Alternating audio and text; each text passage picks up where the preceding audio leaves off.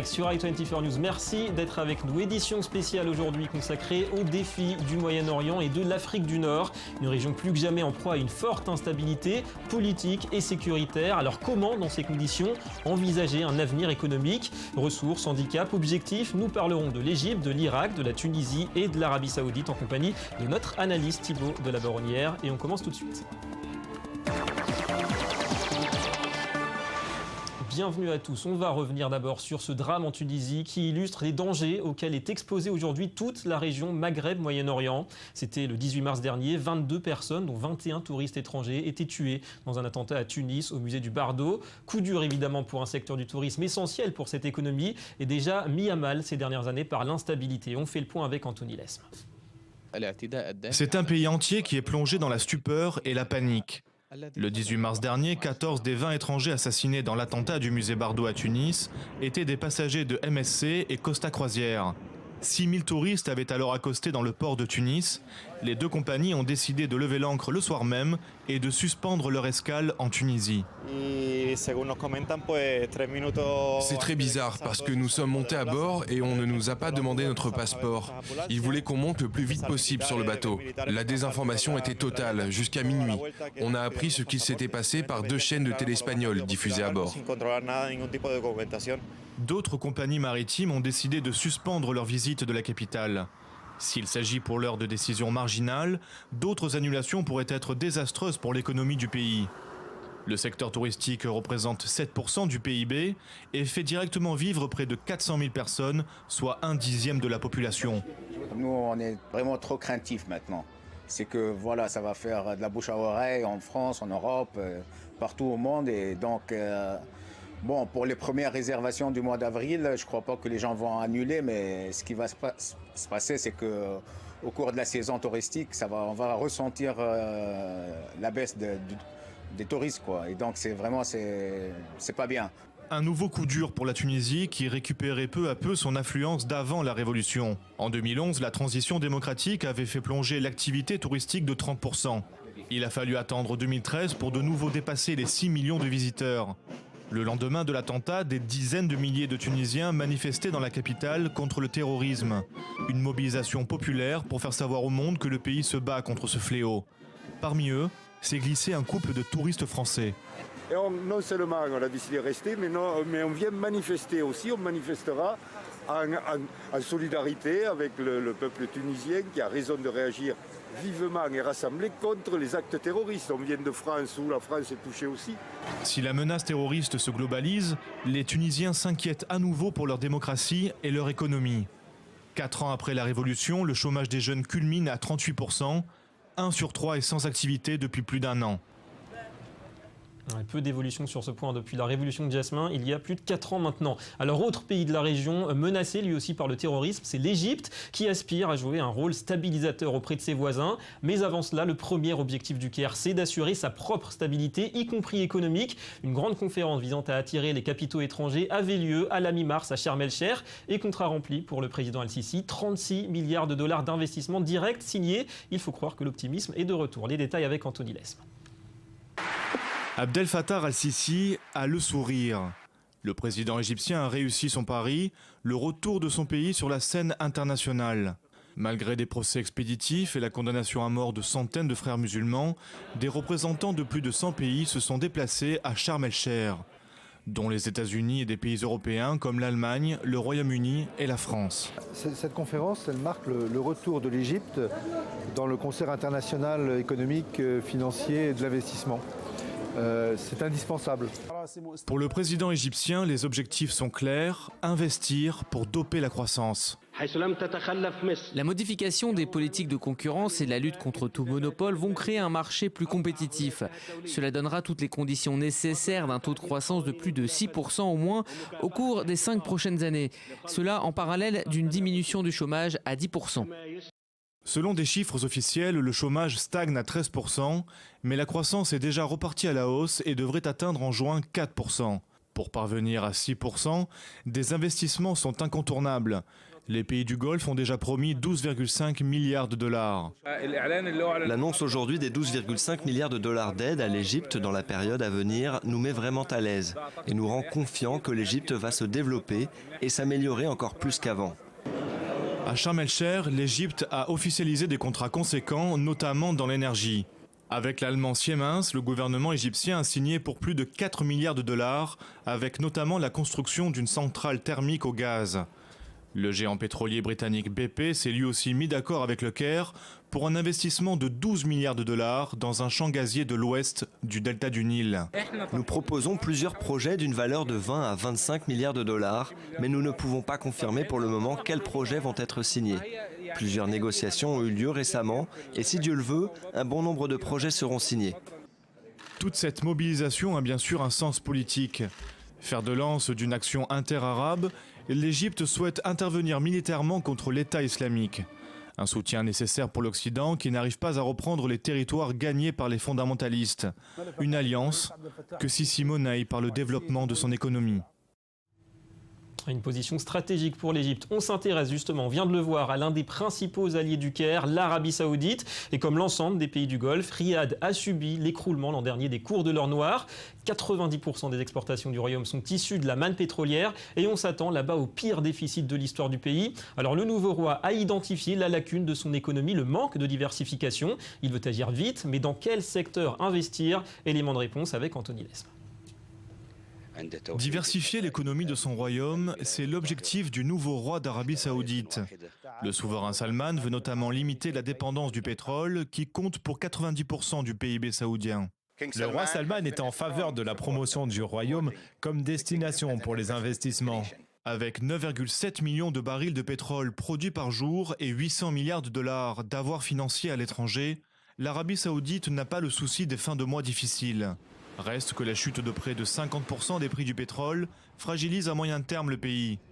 Riyad veut donc investir malgré des prévisions de déficit budgétaire.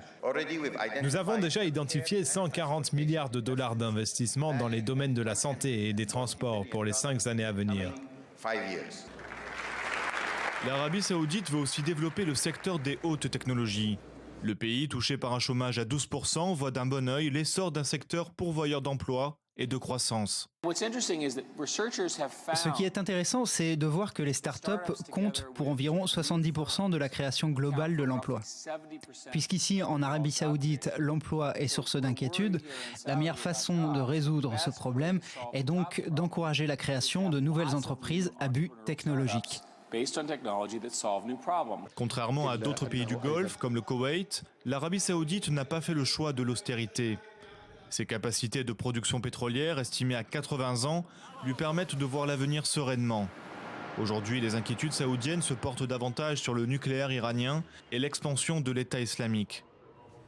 Voilà, des défis qui ne manquent pas, que ce soit pour l'Arabie Saoudite ou pour ses voisins du Golfe. 300 milliards de dollars de manque à gagner cette année pour les pays membres du Conseil de coopération du Golfe, d'après les calculs du FMI. Thibaut de la Baronnière nous a rejoint. Bonjour Thibaut. Bonjour David. Analyste économique. Alors on va parler d'abord de cette économie saoudienne. D'abord, est-ce que ça vous paraît réaliste ces projets de diversification comme on l'a vu avec le high-tech? Il suffit d'investir et puis ça y est, c'est reparti? Non, malheureusement, il ne suffit pas de distribuer l'argent au petit bonheur la chance pour essayer pour réussir à faire fleurir des success stories un peu partout. Le premier problème, je pense, pour l'Arabie Saoudite, c'est que c'est une monarchie absolue de droit divin, que la mentalité n'est pas à l'entrepreneuriat, que 80% de la population qui y réside est étrangère et travaille pour servir justement la population nationale locale, et que la mentalité n'est pas à l'innovation locale, et c'est pour ça aussi que l'économie est concentrée encore sur le pétrole. Et plus globalement, Thibaut, l'Arabie Saoudite et cette région du Golfe, c'est une zone économique qui pourra encore longtemps s'appuyer sur sa manne pétrolière en imaginant que les cours vont remonter, ou est-ce que là on se dit vraiment il est temps de diversifier, c'est urgent? Je pense que la chute très rapide des cours récentes a montré à ces pays-là qu'il y avait une bombe à retardement qui était en fait la transition énergétique et le changement climatique, et qu'il est urgent pour eux de changer leur modèle économique, et c'est pour ça d'ailleurs que l'Arabie Saoudite est partie sur des grands plans de financement de projets solaires pour notamment sortir de sa dépendance. Et vous voyez aussi des perspectives peut-être de coopération régionale un petit peu plus marquées que ce qui existe aujourd'hui? Alors, De plus en plus, on voit l'Arabie Saoudite essayer d'exister au niveau économique et politique et militaire maintenant localement. Je pense que l'État a assez d'argent et de capacités financières pour créer plus de ponts avec les autres pays de la Ligue arabe. Et je pense que son implication au Yémen montre sa capacité et sa volonté à peser localement. Ouais, donc un poids politique, militaire et aussi économique. Vous voyez aussi l'Arabie Saoudite insuffler un petit peu. Je pense que de plus en plus, on verra l'Arabie Saoudite pour essayer de diversifier l'économie de toute la région. S'impliquer dans ces activités-là. Merci beaucoup Thibaut Dabaronnière pour toutes ces explications. Allez, on va se tourner vers le nord de l'Irak. Quel avenir pour la région kurde autonome qui était parvenue à s'imposer comme un havre de stabilité, même de prospérité. C'était avant les attaques de l'État islamique. Erbil, capitale provinciale, subit de plein fouet les conséquences du climat d'insécurité. Malgré ses richesses archéologiques, les touristes s'y font de plus en plus rares. Et ce n'est pas l'unique problème, vous allez le voir, des autorités locales, comme l'explique Johanna Citruc.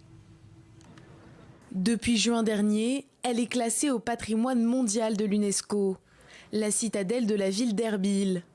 2014 devait être l'année du décollage du tourisme pour la capitale du Kurdistan irakien. Nous avons préparé un bon programme pour l'année 2014 pour attirer les touristes, qui s'ajoute à un autre programme établi par le comité d'Erbil, à l'occasion de la nomination de la ville comme capitale du tourisme arabe. 80 programmes différents ont été préparés pour attirer les touristes. Mais c'était sans compter sur l'offensive de l'État islamique. Même si Erbil est pour le moment épargné, l'avancée des djihadistes dans le pays a entraîné l'arrivée massive de réfugiés dans la ville et a fait fuir les voyageurs. Bien sûr, les attaques du groupe État islamique ainsi que la crise financière ont fait souffrir le gouvernement du Kurdistan qui ne reçoit pas le budget provincial de Bagdad. Ceci a engendré des séquelles sur nos programmes déjà établis et sur le nombre de touristes. En 2014, environ 4 millions de touristes étaient attendus. Mais la plupart d'entre eux, effrayés par les combats aux alentours, n'ont jamais mis les pieds à Erbil. Une situation difficile pour les professionnels du secteur. 72 hôtels et restaurants, y compris des hôtels 5 étoiles, ont fermé leurs portes en raison du manque de touristes visitant le Kurdistan. Du coup, de nombreux travailleurs ont perdu leur emploi et sont rentrés chez eux.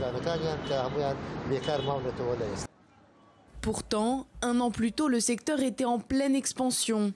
En 2013, le tourisme représentait 1 milliard de dollars. Cette année-là, près de 3 millions d'étrangers ont visité Erbil. Le tourisme était en pleine expansion et on gagnait entre 3 et 4 millions de dinars irakiens. Mais maintenant, le revenu trimestriel ne dépasse pas 1 million de dinars et on a du mal à payer le loyer. Un secteur du tourisme en berne, mais pas seulement. La région du Kurdistan irakien est également pénalisée par l'explosion des dépenses militaires, mais aussi la chute des prix du pétrole. Une baisse de 50% depuis le printemps 2014. Voilà, et puis on va rester sur ce dossier irakien. Gros plan cette fois sur un projet urbain hors norme. C'est au centre du pays que se construit une ville entièrement nouvelle. Bismaya, à une vingtaine de kilomètres de la capitale Bagdad, répond en partie au manque de logements. Alors 100 000 créés dans un premier temps, mais les freins à la réussite d'un tel projet sont nombreux, à commencer par la corruption et par la baisse aussi des revenus de l'État. Anthony Lesme. Nous sommes à 20 km au sud de Bagdad, à Bismaya. 100 000 logements sont en train de sortir de terre grâce à une entreprise sud-coréenne. Hanwha a en effet remporté un contrat de 8 milliards de dollars pour créer cette ville nouvelle. Si nous avons voulu de nouveaux logements, c'est parce que le besoin est élevé et que les gens en ont besoin. Non seulement de logements, mais aussi d'eau, de services de voirie et de tous les autres services qui sont nécessaires. Je veux dire les routes, les cliniques, les écoles. Tout ceci est nécessaire parce que lors des 30 dernières années, nous n'avons pas beaucoup construit.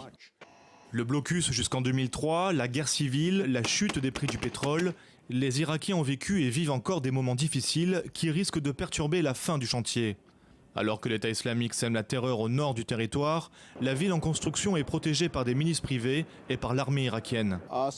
Selon notre contrat, on est censé terminer lors de l'année 2019. Mais en raison de la situation actuelle, je pense que nous avons déjà un retard de 6 mois.